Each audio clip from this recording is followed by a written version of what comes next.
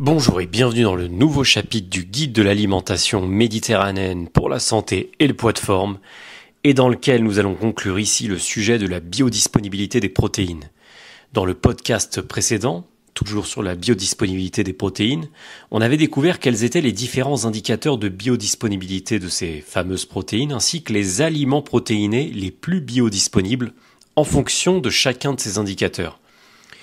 Pour plus de clarté, je vous propose de dresser un classement final afin d'avoir un rendu synthétique de ce qui pourrait être raisonnable de consommer de façon plus ou moins régulière si on voulait apporter les sources les plus profitables de protéines à notre organisme, tout en restant sur des aliments sains et le moins transformés possible. En d'autres termes, quels aliments on pourrait privilégier si on voulait optimiser l'apport en protéines tout en ayant derrière une alimentation peu inflammatoire, orienté vers la longévité, ce qui revient quelque part à mimer l'alimentation méditerranéenne et plus globalement l'alimentation des zones bleues. En effet, ce contenu consacré à la biodisponibilité ne doit pas occulter l'essence même de ce guide, qui est la recherche de la longévité en bonne santé et du poids idéal, aussi bien pour la santé que pour l'estime de soi.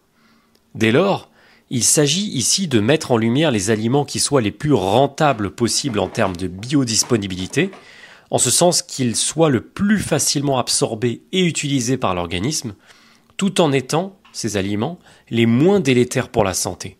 D'où l'importance de pondérer la biodisponibilité avec le fait que ces aliments soient compatibles avec l'alimentation méditerranéenne et éventuellement avec l'alimentation cétogène.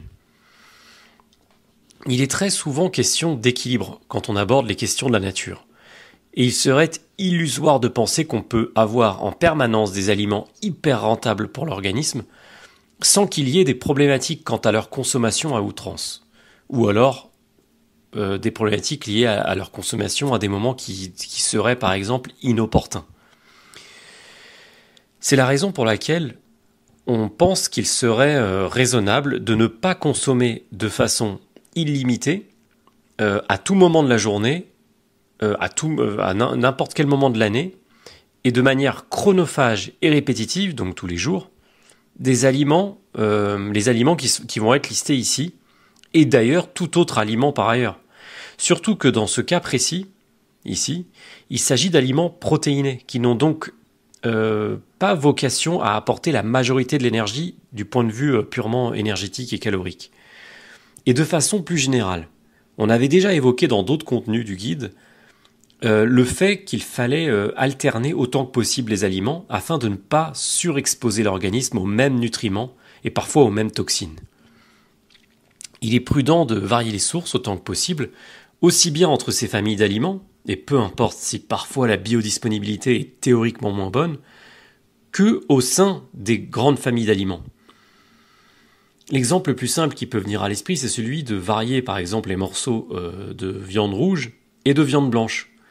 Mais de façon un peu plus ambitieuse, on peut aussi envisager le fait de varier les filières d'approvisionnement, les fournisseurs à partir desquels on se fournit en denrées alimentaires, afin de ne pas se surexposer aux mêmes nutriments ou parfois aux mêmes antinutriments.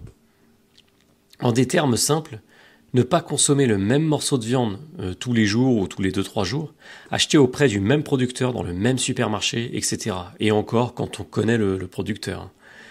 D'ailleurs, puisqu'on parle de filière, outre la biodisponibilité et l'aspect a priori sain de l'aliment en question, il faudra également se poser la question de la filière choisie de l'aliment. Parce que certains modes d'élevage peuvent justement favoriser l'inflammation.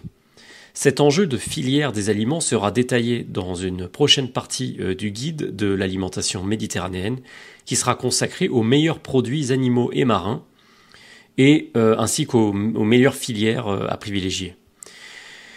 Alors pour revenir à notre classement des aliments protéinés les plus biodisponibles, si on reprend les différents indicateurs et qu'on souhaite synthétiser l'information le plus efficacement possible, voici donc la liste ultime des meilleurs aliments les plus biodisponibles pour l'organisme, mais qui sont aussi les plus sains, c'est-à-dire qu'ils ont quelque part le meilleur rapport biodisponibilité et bénéfices santé. Et pour retrouver cette liste, je vous donne rendez-vous directement sur blueness.com où vous aurez accès au contenu exclusivement réservé aux membres Bouness.